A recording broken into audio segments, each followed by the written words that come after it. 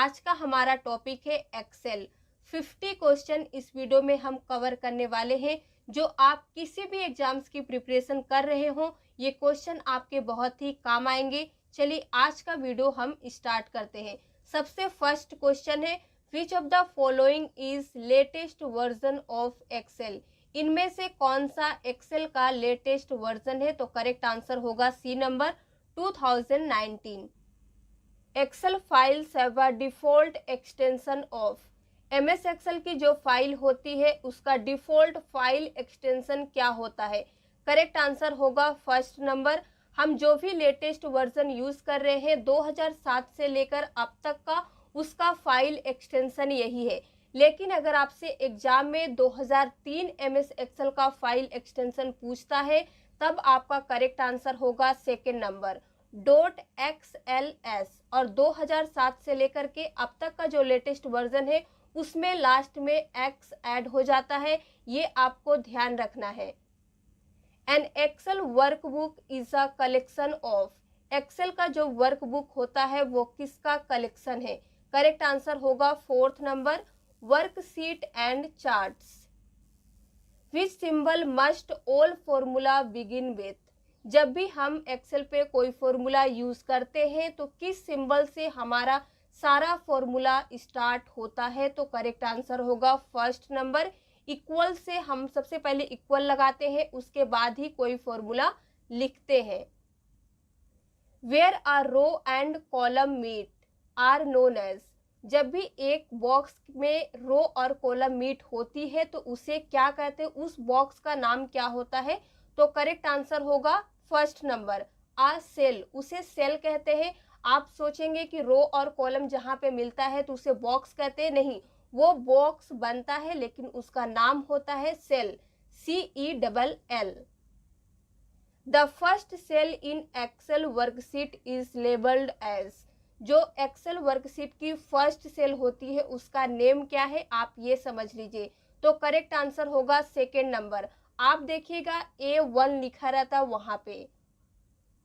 What is the shortcut key to hide entire रो। अगर आप entire रो को हाइड करना चाहते हैं तो किस शॉर्टकट की का यूज करके आप इस काम को करेंगे? तो करेक्ट आंसर होगा फोर्थ नंबर Ctrl+9 आपको प्रेस करना होगा। इसी क्वेश्चन से ये क्वेश्चन रिलेटेड है। अब आपसे यहाँ पे पूछ रहा है कि अगर आप इंटायर कॉलम को हाइड करना चाहते हैं तब किस शॉर्टकट की का यूज करेंगे? तो करेक्ट आंसर होगा सेकेंड नंबर Ctrl+0। ये 0 है, इसे आप O मत समझिएगा, इसलिए मैंने लिख दिया है। तो अगर आप इंटायर कॉलम को हाइड करना चाहते हैं तो आपको Ctrl+0 को प्रेस करना होगा। To select an entire column in MS Excel press. अगर आप इंटायर कॉलम को सिलेक्ट करना चाहते हैं तो इनमें से किस शॉर्टकट की को आप प्रेस करेंगे? तो करेक्ट आंसर क्या होगा? Fourth number. ये जो 3 शॉर्टकट की दी है ये सिलेक्ट करने का शॉर्टकट की नहीं है। सिलेक्ट करने का शॉर्टकट की हम आपको बता देते हैं, Ctrl+A होता है। What is the symbol for multiplying. अगर आप कंप्यूटर में या एक्सेल में कुछ भी मल्टीप्लाई करना चाहते हैं तो किस सिंबल का यूज करेंगे? तो करेक्ट आंसर होगा फोर्थ नंबर। इस सिंबल का नाम है asterisk. What is the symbol for dividing. अब डिवाइड करने का कौन सा सिंबल होता है? तो करेक्ट आंसर होगा फर्स्ट नंबर, इसका नेम होता है slash. Which key do you press to check spelling. आप स्पेलिंग चेक करने के लिए किस की का यूज करते हैं? तो करेक्ट आंसर होगा थर्ड नंबर F7 की का यूज करके आप स्पेलिंग एंड ग्रामर्स को चेक कर सकते हैं। Which of the following is not an option of spelling dialog box. इनमें से कौन सा स्पेलिंग डायलॉग बॉक्स का ऑप्शन नहीं है? तो करेक्ट आंसर होगा फर्स्ट नंबर एडिट। आप जब भी स्पेलिंग डायलॉग बॉक्स ओपन करते हैं तो वहां पे देखिएगा आपको चेंज मिलेगा, इग्नोर मिलेगा, इग्नोर ऑल्स मिलेगा, लेकिन एडिट नाम का कोई चीज वहां पे नहीं मिलेगा। Which of the following is not a term of MS Excel. इनमें से कौन सा MS एक्सेल का टर्म नहीं है? तो करेक्ट आंसर होगा fourth number document. Which chart can be created in Excel. Excel पे आप किस चार्ट को क्रिएट कर सकते हैं? तो करेक्ट आंसर होगा फोर्थ नंबर आप इन सभी चार्ट को क्रिएट कर सकते हैं एक्सेल में, pie chart, line chart, area chart.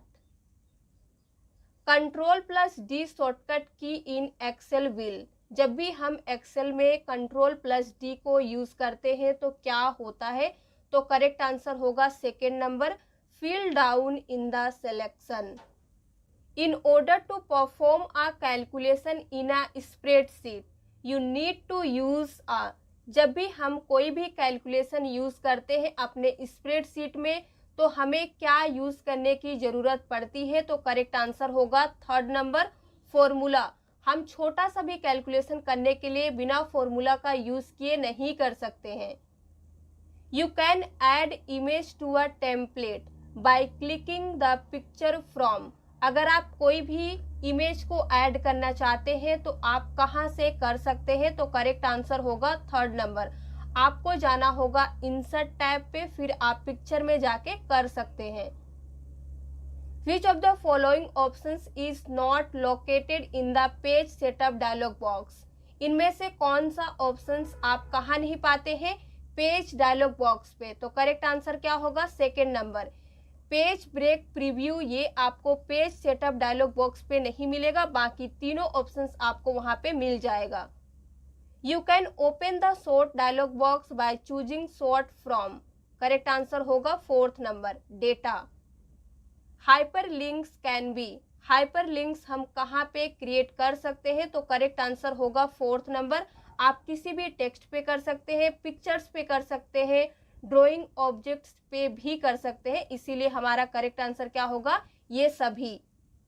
New comment options can be found under dash tab, new comment का जो ऑप्शंस होता है वो किस टैब के अंडर में होता है, तो करेक्ट आंसर होगा फोर्थ नंबर, रिव्यू में जाके आप न्यू कमेंट को फाइंड कर सकते हैं।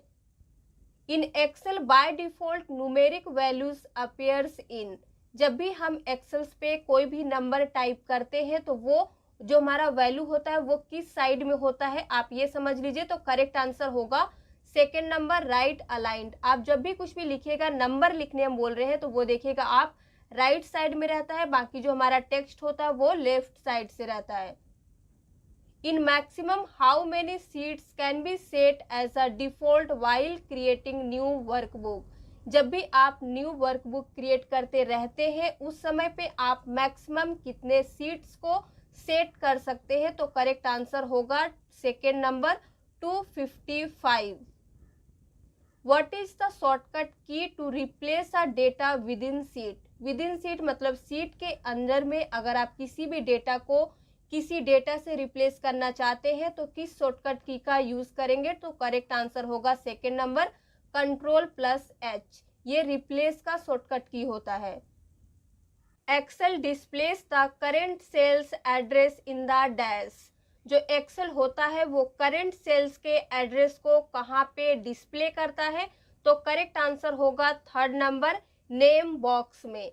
इसी से रिलेटेड है हमारा ये question, the name box dash, इसका करेक्ट आंसर होगा first number, appears to the left of the formula bar, जो नेम बॉक्स होता है वो फॉर्मूला बार के लेफ्ट में होता है, एक्सेल सीट में आप इसे देखिएगा आपको फॉर्मूला बार के लेफ्ट में मिलेगा। A worksheet can have maximum number of rows in Excel 2019, Excel 2019 का जो एक वर्कशीट होता है उसमें मैक्सिमम नंबर ऑफ रोज कितने होते हैं, तो करेक्ट आंसर होगा फोर्थ नंबर, 10,48,576 रोज होते हैं। अगर आपसे एग्जाम में पूछता है कि मैक्सिमम नंबर ऑफ कॉलम्स कितने होते हैं, तब इसका करेक्ट आंसर होगा B number, 16,384 maximum number of columns होते हैं।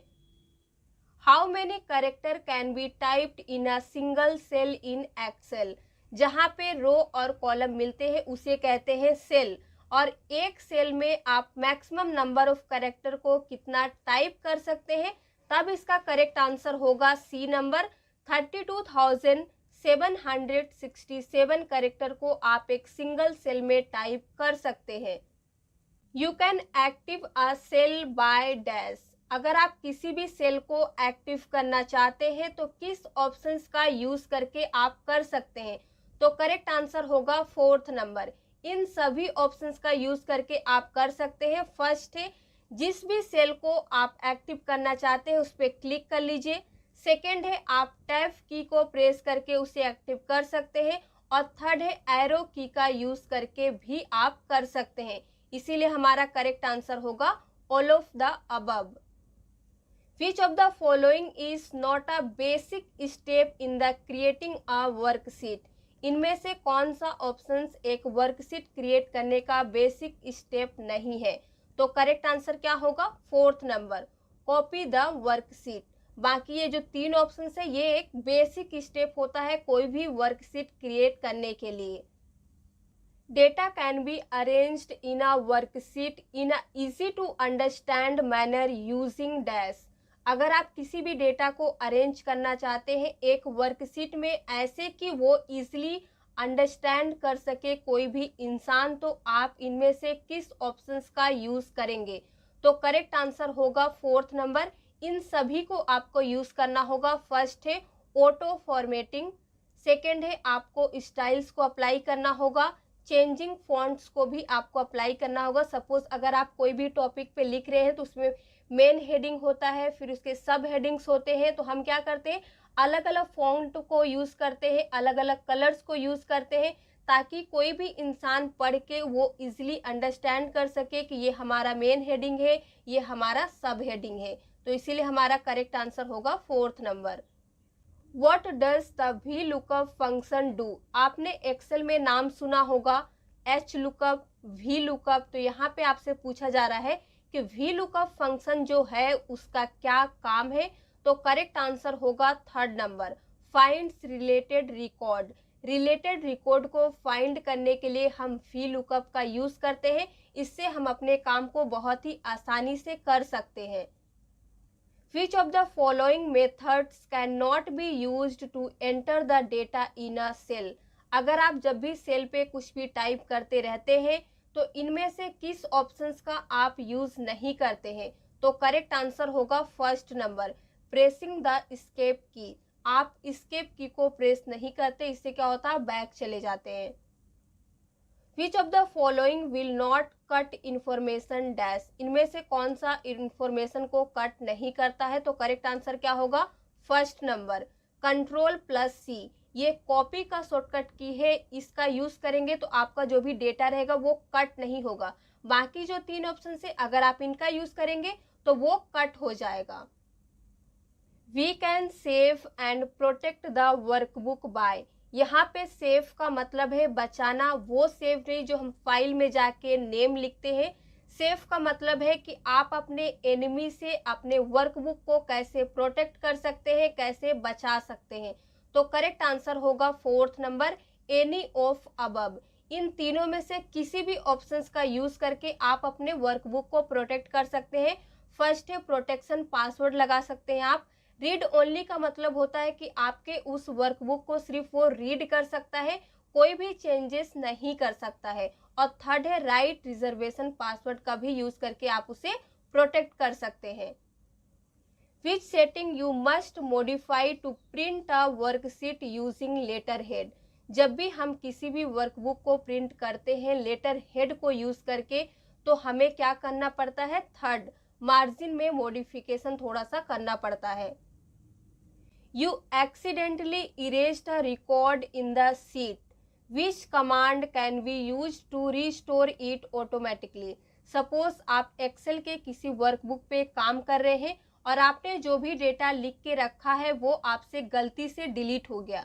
अब उसे आप फिर से लाने के लिए किस कमांड का यूज करेंगे? तो करेक्ट आंसर होगा थर्ड नंबर, अनडू कमांड कहते हैं।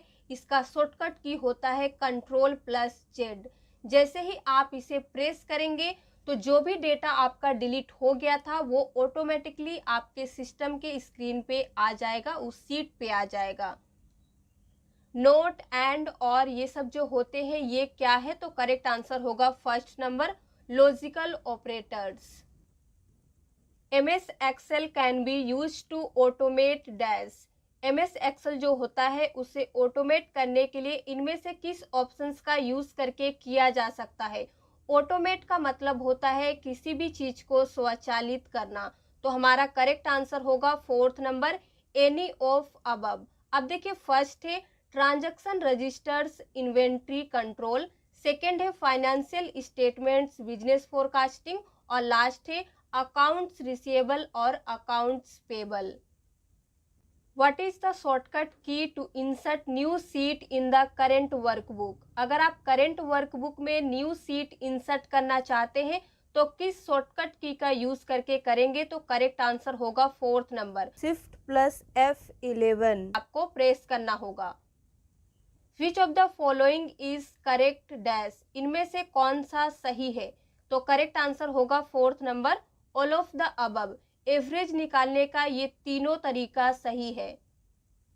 Which of the formulas will Excel not be able to calculate, इनमें से किस फॉर्मूला को एक्सेल कैलकुलेट नहीं कर पाएगा? करेक्ट आंसर होगा डी नंबर, 10 + 50 अगर आप लिख के छोड़ देंगे तो एक्सेल इसे कैलकुलेट नहीं कर सकता है। एक्सेल में कोई भी फॉर्मूला यूज करने से पहले आपको इक्वल टू यूज करना पड़ता है, तभी आपका कैलकुलेशन डन होगा।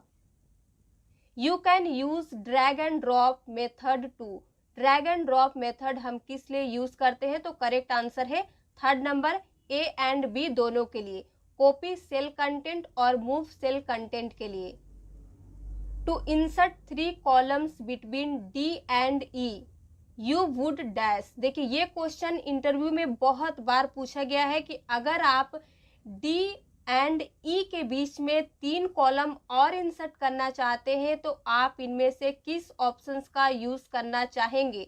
तो करेक्ट आंसर होगा थर्ड नंबर, आपको सिलेक्ट करना होगा ई एफ एंड जी, किसके बीच में कॉलम इंसर्ट करने के लिए? डी एंड ई। इसे आप प्रैक्टिकल जरूर कीजिएगा, तभी आपका डाउट क्लियर होगा और आपको याद भी रहेगा। Which area in Excel window allows entering values and formula, इनमें से कौन सा एक्सेल का विंडो है जो हमें अलाउ करता है कोई भी फॉर्मूला और वैल्यूज को लिखने के लिए? तो करेक्ट आंसर होगा फॉर्मूला बार। फॉर्मूला बार में आप कोई भी फॉर्मूला को भी लिख सकते हैं और किसी भी वैल्यू को भी एंटर कर सकते हैं, लिख सकते हैं। Microsoft Excel is a powerful, correct answer होगा second number, powerful spreadsheet package है। और आज का लास्ट क्वेश्चन है MS Excel is based on dash, किस पे बेस्ड है? तो करेक्ट आंसर है फर्स्ट नंबर, विंडोज पे। तो आज के लिए बस इतना ही। अगर आपको वीडियो पसंद आया हो तो लाइक कर दीजिए, शेयर कर दीजिए। इसी तरह के और वीडियो देखने के लिए हमारे चैनल को सब्सक्राइब करना ना भूलें।